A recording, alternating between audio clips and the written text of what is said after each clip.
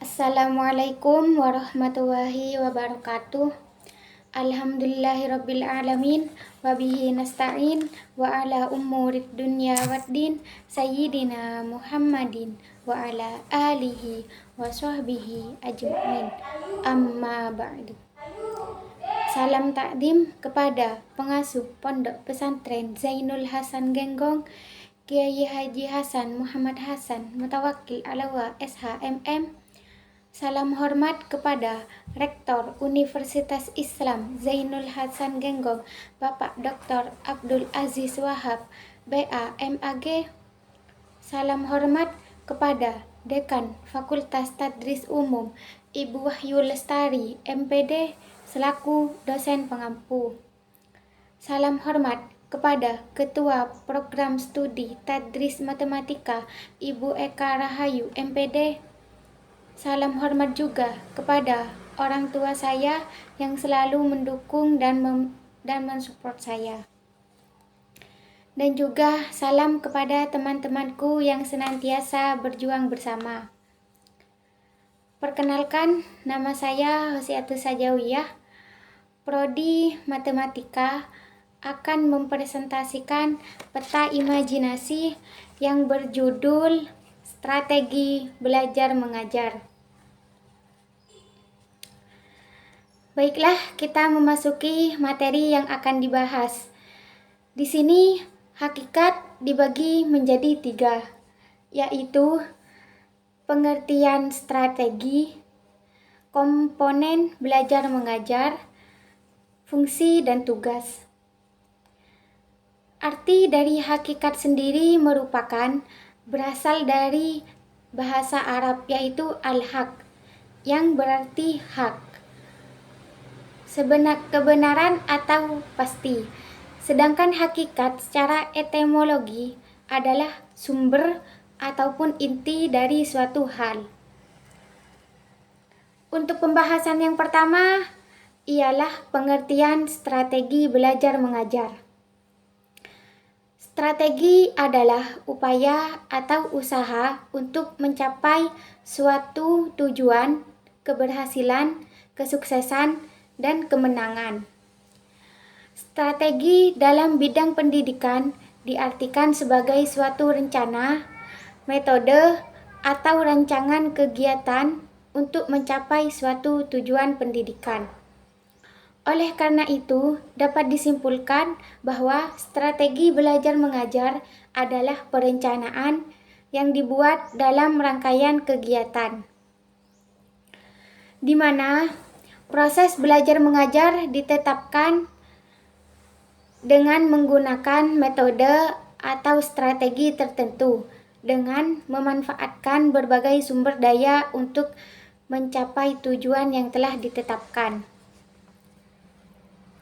Paling tidak di sini ada 3 strategi yang berkaitan dengan pembelajaran, yaitu untuk yang pertama adalah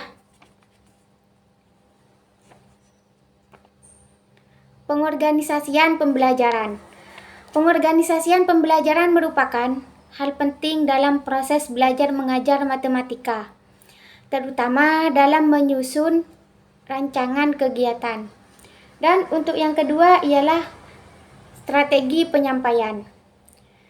Strategi penyampaian pembelajaran menjadi salah satu komponen dalam melaksanakan metode proses pembelajaran. Dan untuk yang ketiga ialah strategi pengolahan.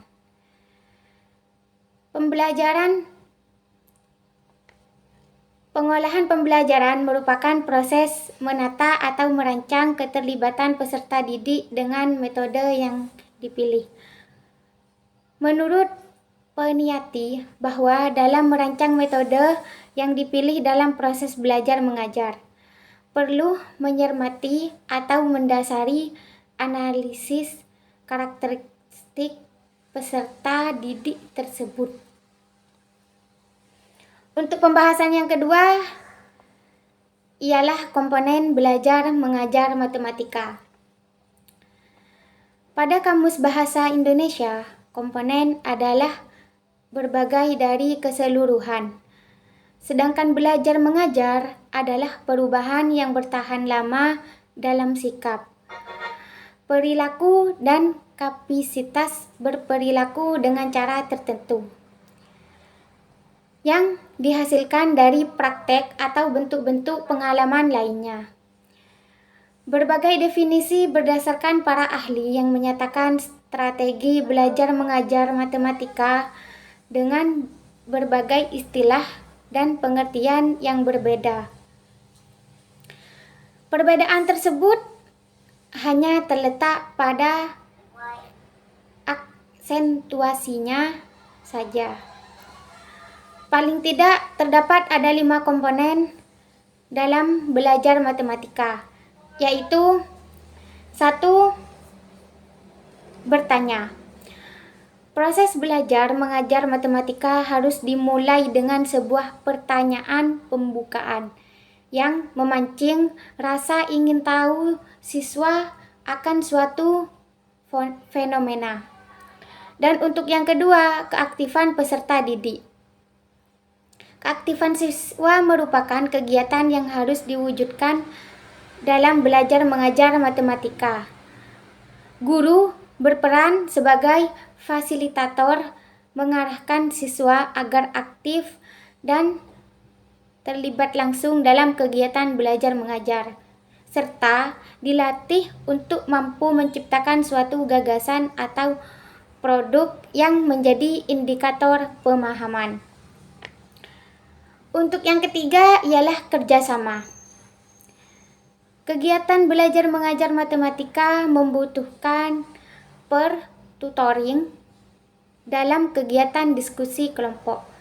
Siswa diharuskan mampu mengkomunikasikan berbagai gagasan ataupun solusi dari permasalahan yang diberikan oleh pendidik melalui kerjasama tim. Untuk yang keempat ialah untuk kerja. Dalam menjawab permasalahan yang diberikan oleh pendidik, peserta didik akan membuat solusi yang digambarkan melalui pengetahuannya mengenai permasalahan yang sedang dipecahkan. Dan untuk yang terakhir ialah sumber yang bervariasi. Sumber yang bervariasi itu membutuhkan banyak sumber dari referensi agar pemahaman konsep peserta didik menjadi kuat. Sumber bisa berupa buku teks, video pembelajaran, poster, wawasan, wawancara, dan lain halnya. Untuk pembahasan yang terakhir ialah tugas fungsi pendidik.